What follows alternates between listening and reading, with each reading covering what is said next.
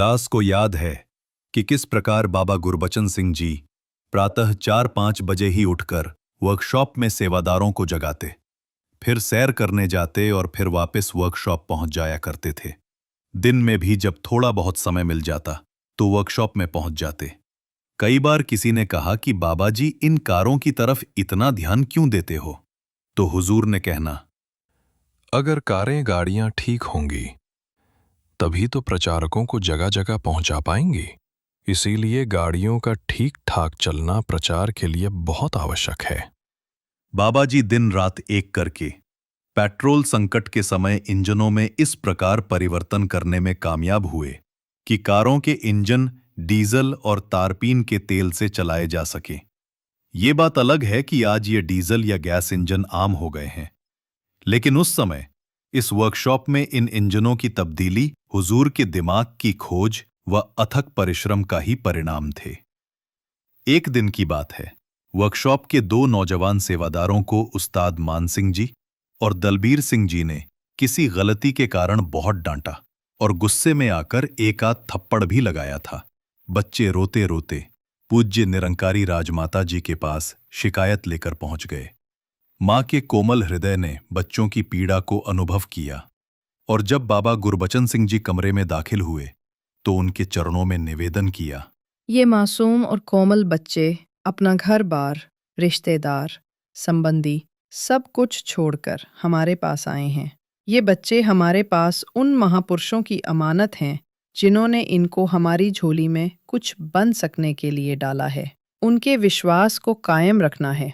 आप वर्कशॉप के उस्तादों को समझा दो कि बच्चे अगर कोई गलती कर भी दें तो प्यार से ही समझाया करें, हाथ ना उठाया करें। इन बच्चों को रोता हुआ देखकर मेरा दिल भी दुखी होता है। मैं माँ जो ठहरी, इनके चेहरों पर हंसी देखना चाहती हूँ, आंखों में आंसू नहीं।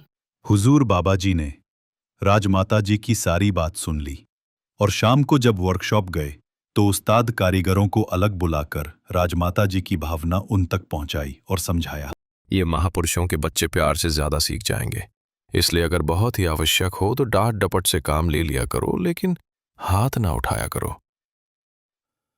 दूसरी तरफ आप नौजवान सेवादारों के पास गए और उन्हें बड़े प्यार से समझाया, कुछ सीखने के लिए और कुछ बनने के लिए अपने उस्ताद कारीगर की हर तरह की डांट को दूध और घी की तरह सेहतमंद खुराक समझा करो। अगर ये आपको ऊंचा उठाने के लिए हाथ भी उठा लें तो भी आपके हितैषी हैं, दुश्मन नहीं। इनका दंड भी तुम्हारे ऊपर दया है।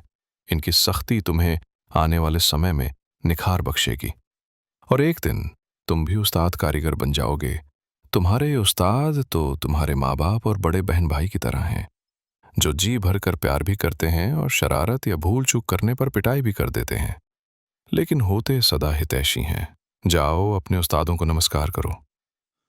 उधर उस्ताद कारीगरों को संकेत किया कि इन्हें गले से लगा लो। ये दृश्य देखकर दास सोचने पर विवश हो गया कि सचमुच ये कितना अद्भुत शिक्षक है, कितनी बड़ी शिक्षा इन्होंने सहज में ही उस्तादों को भी दे दी है और सीखने वाले शार्गिदों को भी। उन्हीं दिनों एक अन्य घटना घटी।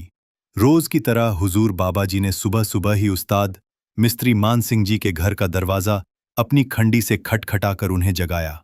प्रतिदिन तो वे पगड़ी बांधते हुए ही आपके साथ चल पड़ते थे, लेकिन उस दिन उन्होंने निवेदन किया कि हुजूर आप सैर करके अन्य कामों का निरीक्षण करके वर्कशॉप पहुंचें। दास भी अभी पहुंच जाता है। हुजूर बाबा जी बाकी सब कामों को देखकर वर्कशॉप में पहुंच गए। निरंकारी वर्कशॉप में एक इंजन पिछले 2 दिनों से मरम्मत के लिए खुला पड़ा था। हुजूर भी इस इंजन के पास एक लकड़ी की बनी चौकी पर बैठकर इंजन के पुर्जों का निरीक्षण करने लगे। वर्कशॉप के बाकी सेवादार भी हुजूर के साथ लग पड़े। हुजूर बाबा जी चाहते तो पल भर में उस इंजन को ठीक कर देते, क्योंकि हेड मैकेनिक मान सिंह जी को सिखलाई भी उन्होंने ही दी थी। लेकिन आप तो अन्य कारीगरों को कुछ सिखाना चाहते थे। बाकी कारीगरों से इंजन की मरम्मत का काम सुचारू ढंग से नहीं हो पा रहा था। हुजूर बाबा जी ने सहज ही वहां के बाकी सेवादार कारीगरों को संबोधित करते हुए फरमाया, देखो, मान सिंह जी के बिना हम सब अधूरे हैं। जब तक वो नहीं पहुंचेंगे हम काम को सिरे नहीं चढ़ा सकते। वो हमारे लिए इंडिस्पेंसिबल हैं। उनके बिना हमारा गुजारा नहीं। इसी तरह आप सबने बनना है। यदि जीवन में उन्नति करनी है तो मेहनत, लगन और धैर्य के साथ काम में जुटे रहो, ताकि एक दिन तुम भी अपने काम में माहिर हो सको। अगर मेहनत और लगन से काम नहीं सीखोगे, छोटी छोटी बातों में ही लगे रहोगे, तो गुजारे लायक काम तो सीख सकोगे, लेकिन कोई महारत हासिल नहीं कर पाओगे। जब तक किसी इंसान के पास अपने काम में महारत नहीं, तब तक उसकी कद्र नहीं बनती। दास सोचने लगा कि यह अथक कर्मयोगी महात्मा न तो खुद पल भर का समय हाथ से गैमाता है और न ही यह चाहता है कि इस बहुमूल्य जीवन को व्यर्थ किया जाए, साथ ही बातों बातों यह सिखा देता है कि तप, त्याग, लगन और विश्वास के बिना तो कोई सांसारिक प्राप्ति भी नहीं हो सकती। आध्यात्मिक प्राप्तियां तो बहुत उत्तम और श्रेष्ठ हैं,